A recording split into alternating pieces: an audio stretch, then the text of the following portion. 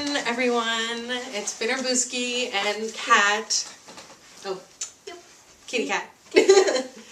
Oh God, it's been like forever since we've done one of these together. How has it been? A couple months at least. Because like the last one, actually a few months, because the last one was New Year's. Yeah. The Wonderlust show, New Year's. Yeah. But the days. So anyways, so yeah, we're back. And our first show in April was Gridlock from AWOL, and we have posters. We got posters. They're just so cool. And oh my gosh, it was way cool. I really liked what they did. Normally what AWOL does is with their shows, they're very family friendly and they're very big. Like they do like a lot of colors and a lot of costumes, and they just put on these really awesome and entertaining shows. But this time they went for something a little bit more serious. And with Gridlock, they, pulled out all the stops. They got like their own, moving set pieces that they didn't actually dance on. It was just, it set up the scenery in the background, and it was like this big metal square with like a rope on it that made like little squares, and it was a grid. Yeah, like a grid. Oh my God. It was a grid, but it was. I think the way they made it a bit more like flexible. I'm pretty sure it was either rope or some kind of twined metal. Yeah, like cord or something. Yeah, some kind of cord. They were also kind of using it as a net in a couple acts. Yeah. I could tell, but that is a very smart idea. Mm-hmm. Using a grid like that to set the tone as well as safety. And they also had very normal costumes. Like they just had like white shirts and jeans. Where do they buy their jeans? That is my big question. Where do they buy their jeans? I think what happened was just like, hey, we're gonna wear jeans in the show, so whatever pair of jeans my jeans are not that flexible, and they're not that tight. Like jeggings? Because I have a pair of jeggings and they are super flexible. Super flexible. Like, I can do all kinds of things in those. They're awesome. Anyways, it was like very different, because usually they'll do like, clown costumes, or, the last show that they did, Drop of a Hat, it was very circus themed, so they had like clowns and, animals and things like that. And with this show, they definitely had not necessarily an adult show, but like a more mature theme. Like it was based around, this idea that we're always constantly going back and forth, to work and, all these different responsibilities, and we never really stop to appreciate what we have and, this life, this moment that we are living in at this moment. And I thought that they pulled that off really well with the costumes and the music and, just all of the movement and everything that they used to portray,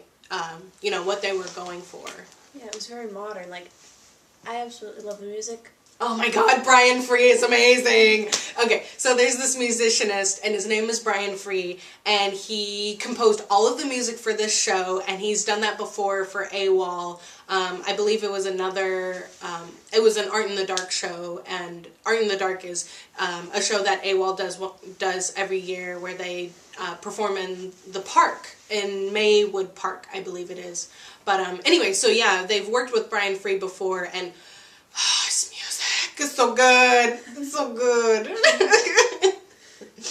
But like just synthesizers and like piano and voice. He's got like some voice thing going on. It's like super deep and sexy. Oh yeah, I think that might partially be the machinery, but still, oh my God, it's so cool. And what else? They incorporated a lot of hand loop, which I really love. I love hand loop. It's just, a loop that you just use with one hand. It's not do so much with it, Yeah, you really can do a lot with it. You can spin so fast on that thing, like seriously. Like they were going supersonic speeds. And a friend of mine who's like 17 and she's in the show. She was amazing, and she did a bunch of crazy cool stuff. She was the one who did like that crazy drop in the silk at the very end. She's awesome. She's cool. Her name is Kelsey, and we call her Eek. What else? Oh, see, I was just super like impressed with the the equipment that they used. They had like one small cube. They had a giant ass cube, and they had like that hoop thing that was like attached in 3 places, hanging from the ceiling. Oh, it yeah. was like, what are they? It's called a chandelier, right? It's called something like that. It's like a chandelier, I guess. Yeah, definitely. Yeah, they had like this. And I had not seen those before. Yeah. I had That not seen. huge cube. That was so cool. Like, I'm a first time AWOL goer. yeah, and we totally forgot about that. It's like I'm like blah blah blah blah blah. This is my first AWOL show, so I'm looking at it from like a beginner's perspective. I was just super impressed with how. Who did the choreography? Did they just do this like as a group or what? Well, they have artistic directors, and so I'm pretty sure that they did the choreography, like Jen and Brandy. And I'm thinking the entire time, I'm like, how come some like high-paying circus is not looking into this? I have not seen this before at all. Yeah. Like, like maybe when they brought out the cube, I immediately thought like Mystère from Cirque du Soleil, but then they didn't do that. Oh, it was smaller. Because of the juggling thing, but they didn't. No, he didn't. No. Yeah. They had a smaller one than that. It was like what, half the size? And like they had not even that. Like I think it not was a even quarter. It Because was that like thing a quarter was of the huge. Yeah, and then like 8 people come out with a giant freaking metal pipe square. Yeah. And then they do like teeter-tottering on it and the flips and stuff. Yeah. Yeah, it was kind of like watching that big. What do you got? The circle one, the yeah. Sir wheel? Yeah, the Sir wheel. Only like in a square form. Only in a square form. Yeah. Yeah, totally. that's what I was thinking the entire time. Like it's kind of like that, but it's square. Yeah. It's a box. And then that one guy was really cool. So there was this There was a shirtless guy. Yeah. His name was Jack, and he came up to Belinda and started flirting with her. He was not. Whatever. So I'm in the show. Tip, tip, tip jar. No, my back might have been turned, busy with popcorn, but I saw what was happening. Okay. Well, anyway, so there's this guy, and he did rope or Chinese rope. Yeah. Yes. And he was awesome. Like he did a bunch of drops, and he was very fluid in his movement. Sometimes, when there's male aerial dancers, they're really strong and they, can do a lot of really cool, fancy stuff, but their technique isn't all there. Like you can tell that they work way more on the actual skills and tricks than the technique. But with Jack, he definitely had both sides. He had a whole lot of technique and a lot of movement and fluidity, and he really engaged with the audience, as well as had like all these super nifty tricks, but he still like could catch your attention with his look, like, yeah, you're looking at me. Like, yeah, I'm awesome. So he was really cool and really good. And in the background, there were rope, and there were dancers that were, wrapping themselves in it and like kind of swinging in it, which I thought was amazing. Like with the lighting, it looked like heat. Yeah, it was hot. Yeah, like of course, stage lights are just like blistering hot. Anyways, but how many stage lights? I counted maybe like 12. Oh yeah. Total. They didn't have very many lights on stage, but I thought it was really like inventive the way that they used those lights in between acts, because they were using it not only to draw attention to the front stage or the backstage, they were using it to draw to the musicians, and just very subtle lights so they could see where they were going. That's always appreciated with people who are on stage. Definitely, yeah. And also just like whenever